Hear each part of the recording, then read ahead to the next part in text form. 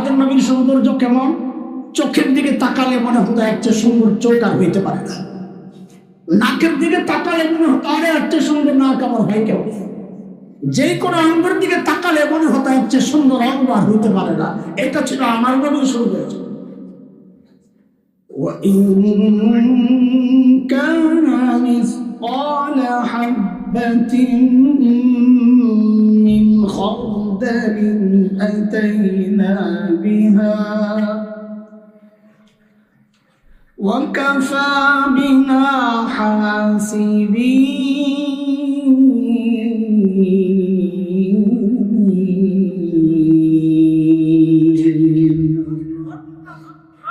آمنت بالله صدق الله العلي العظيم।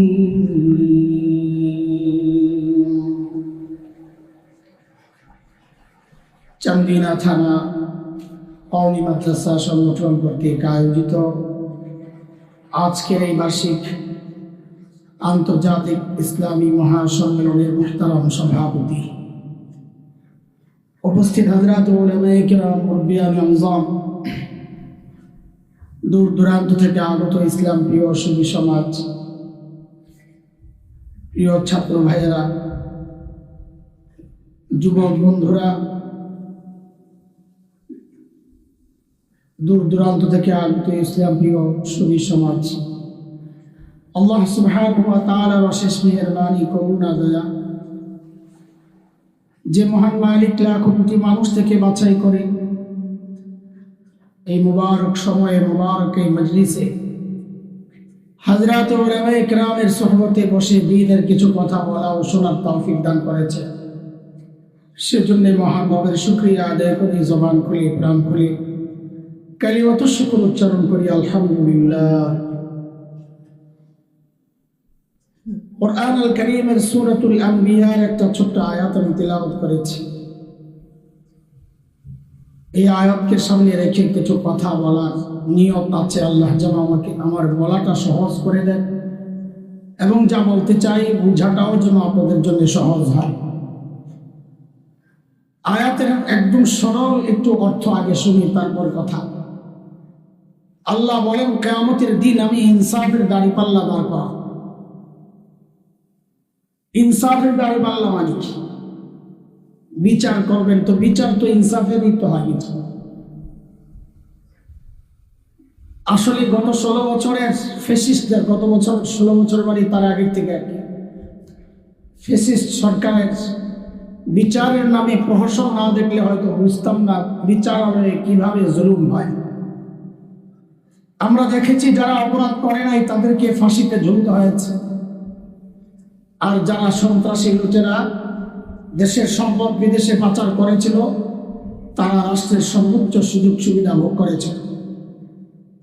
আল্লাহ তাআলা বলেন, আমার আদালত এমন হবে না।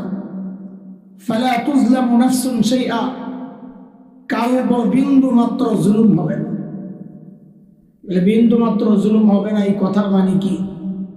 তো আল্লাহ যেন নিজেই ব্যাখ্যা দিচ্ছেন, ওয়া ইন কানা মিসকালা হাববাতিন মিন খারদাল আতাইনা বিহা। কেউ যদি একটা সরিষা দানা পরিমাণ নেকিও করে বা একটা সরিষা দানা পরিমাণ গুনাহও করে, তো হিসাবের জন্য আমি সেদিন পাল্লায় সেই আমলকে ওঠাবো এবং হিসাবের জন্য এই প্রক্রিয়াটাই যথেষ্ট। এই হচ্ছে আয়াতের মোটামুটি তর্জমা। এরপর থেকে আমি কিছু কথা বলবো, অর্ধেক আমি বলবো, অর্ধেক আপনারা বলবেন, তাহলে তাড়াতাড়ি শেষ হবে ইনশাআল্লাহ। ঠিক আছে ইনশাআল্লাহ? অনেক বড় বড় বুজুর্গ ওলামারা আসবেন, তাদের জবানে কথা শুনবেন, আমি ছোট্ট করে কথা বলে চলে। আচ্ছা বলেন তো, এই যে এই আয়াত যে পড়লাম, এই আয়াতের উপর ভিত্তি করে মুফাসসিররা বলেছেন হাসরের মাঠে মানুষের শ্রেণী হবে 4টা, মূলত 5টা, একটা আমরা আলোচনায় আনতেছি না, 4টা। বলেন কয়টা? 4। হ্যাঁ, এই শ্রেণী 4টা একটা মূলনীতি যদি বুঝেন তো আপনারাও বের করতে পারবেন। এটা খুব কঠিন বিষয়। তার আগে আমাকে বলেন, দাড়িপাল্লায় পাল্লা থাকে কয়টা বলেন তো? 2টা। এক পাল্লায় লোহা দিছেন, চাল মাপবেন, কথার কথা চাল। তো এক পাল্লায় লোহা দিছেন, আরেক পাল্লায় চাল রাখেন নাই, মাপা যাবে? বলেন কেন যাবে না? আমি যেই কথাটা বলি একদম বয়ানের শেষ পর্যন্ত আপনাদের এই একটাই ডিউটি দিলাম, খালি এটাই বলবেন। বলেন পাল্লা একটা খালি, বলেন সবাই বলেন, মুখস্থ করেন। পাল্লা একটা, আবার বলেন। আমি আবার জিজ্ঞেস করি, জবাব দিব। এক পাল্লায় লোহা রাখছি, আরেক পাল্লায় চাল রাখি নাই, মাপা যাবে? কেন যাবে? পাল্লা একটা খালি মাসে। ঠিক এর উল্টাও হইতে পারে, এক পাল্লায় চাল দিছি, আরেক পাল্লায় লোহা দেই নাই, মাপা যাবে? কেন যাবে না বলুন? মাসা এই দুই শ্রেণী হইল। কেমনি? হাসরের মাঠে এমন কিছু মানুষ আল্লাহর আদালতে আসবে যাদের নেকির পাল্লায় নেকি তো আছে, কিন্তু গুনার পাল্লায় গুনাহ নাই একটাও। বলেন তো তাদের আমল মাপা যাবে? কেন যাবে না? আরো জোরে বলেন না। পাল্লা খালি না, পাল্লা একটা খালি। বলেন ঠিক করে। হ্যাঁ, আমি আবার জিজ্ঞেস করি, আমার কথা কিন্তু এইটুকুই, এটারই ঘুরে আগানো, এই জন্য এটারই মুখস্থ করেন। নেকির পাল্লায় নেকি আছে, গুনার পাল্লায় গুনাহ নাই একটাও, তাদের আমল মাপা যাবে? কেন যাবে না? পাল্লা একটা খালি। তাদের ব্যাপারে আল্লাহর ফয়সালা, আল্লাহর সিদ্ধান্ত, তারা বিনা হিসাবে জান্নাতে চলে যাবে। বলেন তো হিসাব হবে তাদের? কেন হবে না বলেন তো? পাল্লা একটা খালি। এই তো জায়গায় আসছে। আরেক শ্রেণীর মানুষ হবে ঠিক তার উল্টা, যাদের গুনার পাল্লায় গুনাহ তো আছে, কিন্তু নেকির পাল্লায় নেকি নাই একটাও। বলেন তো তাদের আমল মাপা যাবে? কেন যাবে না? পাল্লা একটা খালি। এদের ব্যাপারে আল্লাহর ফয়সালা, ফালা নুকিমু লাহুম ইয়াওমাল কিয়ামাতি ওয়াজনা, আমি এদের আমল মাপবো না, এরা বিনা হিসাবে জাহান্নামে যাবে। বুঝে আসছে নি কথা? কয় গ্রুপ গেল? আর দুই গ্রুপের দুই পাল্লাতেই আছে, গুনাহও আছে, নেকিও আছে। কারেটা নেকি ভারী হবে? বেশি না, ভারী ভারী। কাও গুনার পাল্লা ভারী হয়। এদের ফয়সালা কি? আল্লাহ সূরা জিলজালে বলেন, فأما من سورة قارعة فأما من ثقلت موازينه فهو في عيشة راضية, যার নেকির পাল্লা ভারী সে জান্নাতি। وأما من خفت موازينه فأمه هاوية, যার নেকির পাল্লা হালকা, গুনার পাল্লা ভারী, সে জাহান্নামী। আচ্ছা বলেন তো কয় গ্রুপ হইল? বলেন না। আরেকটা আছে সমান সমান হবে, আমরা এটা আলোচনা করবো না, শুরুতেই বলেছি। তাইলে হাসরের মাঠে মানুষের শ্রেণী কয়টা বের করলাম? কয়টা বলেন? দ্রুত বলেন, সময় কম। এক নম্বর, যাদের নেকির পাল্লায় নেকি আছে কিন্তু গুনার পাল্লায় গুনাহ নয় একটাও, তাদের আমলের হিসাব হবে? কেন হবে না? তাইলে তাদের ব্যাপারে আল্লাহর সিদ্ধান্ত কি? তারা বিনা হিসাবে। তারা কারা? এখন থেকে আমাদের কাজ হলে বোঝানো তারা কারা। আপনারা যাদের দাওয়াতে আজকে এসেছেন, আহলুস সুন্নাহ ওয়াল জামাতের অনুসারীরা। আহলুস সুন্নাহ ওয়াল জামাতের আকীদা হচ্ছে সমস্ত নবী মাসুম নিষ্পাপ। বলেন সমস্ত নবী?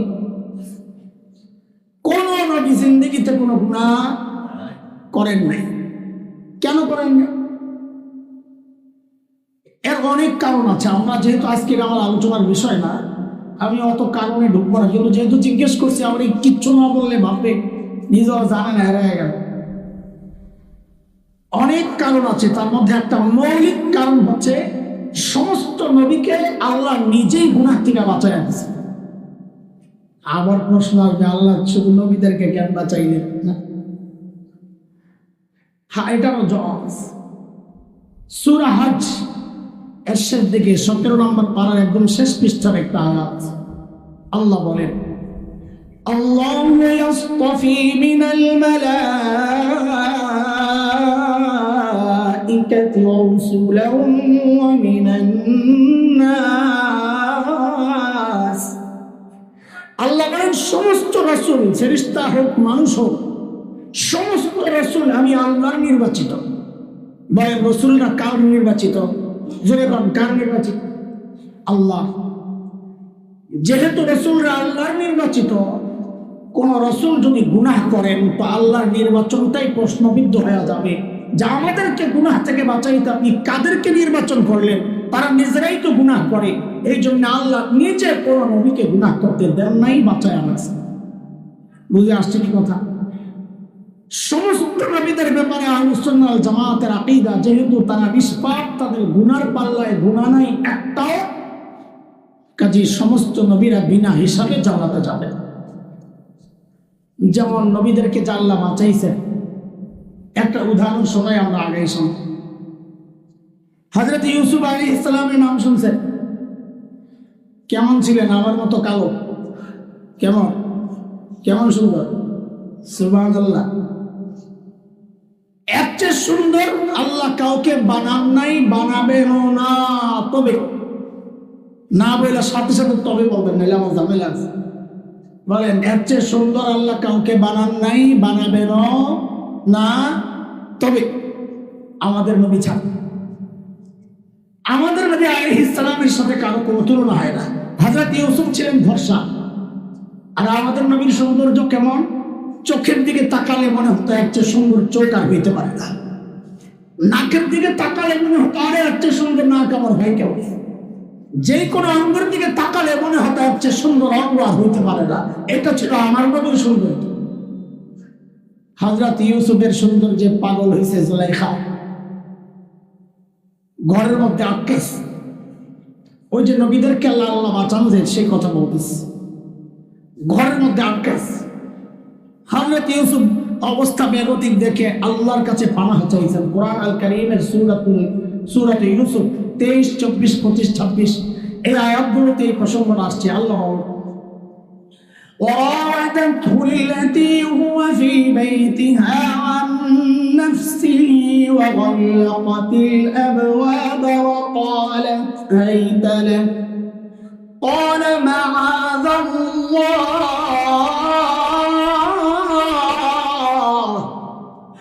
إنه ربي أحسن مثواي إنه لا يفلح الظالمون।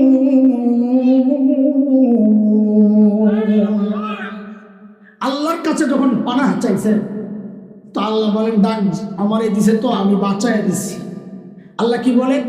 ولقد همت به وهم بها لولا أن رأى برهان ربك كذلك لنصرف عنه السوء والفحشاء إنه من عبادنا المخلصين। একটু চিৎকার করে বলেন তো নবী ইউসুফকে কে বাঁচাইছে? তো নবীদেরকে গুনাহ থেকে কে বাঁচাও? জোরে কম। হ্যাঁ, বিনা হিসাবে জান্নাতে এই উম্মতের 70,000 যাবে। কত কত সুবহানাল্লাহ বলছেন না? কি বুঝা পড়ছেন আল্লাহ জানে। 70,000 এই উম্মতের বিনা হিসাবে জান্নাতে গেলে আপনার কি লাভ? কি সুযোগ পাইবেন মনে হইতেছে? হ্যাঁ, আশা আছে না? কিন্তু আশা কেমনে হয়? আল্লাহর নবীর সাহাবীদেরকে বাদ দিয়ে আল্লাহ করে দিয়ে দিব এরকম মনে হয় আপনার? সাহাবীর সংখ্যা কত বলেন তো? কত? কয় অগণিত বলে নাউযুবিল্লাহ মিন যালিক। কত কত কত? 1.5 লক্ষ। কই পাইছে রে এটা 1.5 লক্ষ সাহাব? কই পাইছে? আজাইর একটা কথা খাট্টি মধ্যে ছড়াই গেছে আল্লাহ। আরে বুখারীর রিওয়ায়াতে আসছে 1.5 লক্ষ সাহাবী আল্লাহর নবীর সাথে বিদায় হতে হজ করছে। এই হজের সংখ্যায় না লাগে দিছে সাহাবীর সংখ্যা। আবার মিল আছে নবী 1.5 লক্ষ নবীর কথাও আছে। আমাদের যাত্রাবাড়ির হযরত বলেছেন ওই সময় প্রায় 5 লক্ষ সাহাবী ছিল। সাহাবী যদি 5 লক্ষ হয়, 70,000 বিনা হিসাবে গেলে সাহাবী তো থেকে যায় 4,30,000। আপনি সুবহানাল্লাহ বলেন মিয়া, কোন আশা? এটাও পড়ে আশা কেন? নবীর পরবর্তীতে ঘরের থেকে ঘুরে আইসা যেটা বলছেন ওইটার জন্য আসলেই সুবহানাল্লাহ পড়া দরকার। নবী বলেছেন, আরে 70,000 তো ব্যক্তি না, 70,000 গ্রুপ যাবে। 70,000 গ্রুপে প্রত্যেক গ্রুপে থাকবে আবার 70,000। এইবার সুবহানাল্লাহ ঠিক আছে। এক গ্রুপ যাবে হাসরের মাঠে। দেখেন, এটা আমাদের আলোচনার মূল পয়েন্ট না, আমি এই যে এখন আসছি মূল পয়েন্টে। এক গ্রুপ যাবে বিনা হিসাবে জান্নাতে, তাদের হিসাব হবে না। কেন হবে না একটু বলেন তো চিল্লায়া? বড় ভুলে গেছে, জোরে বলেন। আল্লাহ একটা খালি হিসাব আছে। ঠিক এর উল্টা আরেক গ্রুপ আল্লাহর আদালতে দাঁড়াবে, যাদের নেকির পাল্লায় গুনার পাল্লায় গুনাহ তো আছে, নেকির পাল্লায় নেকি নাই একটাও। একটু বলেন তো তাদের হিসাব হবে? জোরে বলেন। কেন হবে না? আল্লাহ একটা খালি। তো হিসাব না হলে বিনা হিসাবে কই যাব? হ্যাঁ, জাহান্নাম। তারা কারা বলেন তো? দ্রুত বলেন, সময় কম। তারা কারা? কাফের মুশরিক না? মাশাআল্লাহ মাশাআল্লাহ, কথা তো ঠিক আছে, কথা ঠিক আছে। কাফের মুশরিকদের হিসাব হবে না, বিনা হিসাবে জাহান্নাম, কথা ঠিক আছে। কিন্তু দোস্ত, এটা তো সবাই জানি।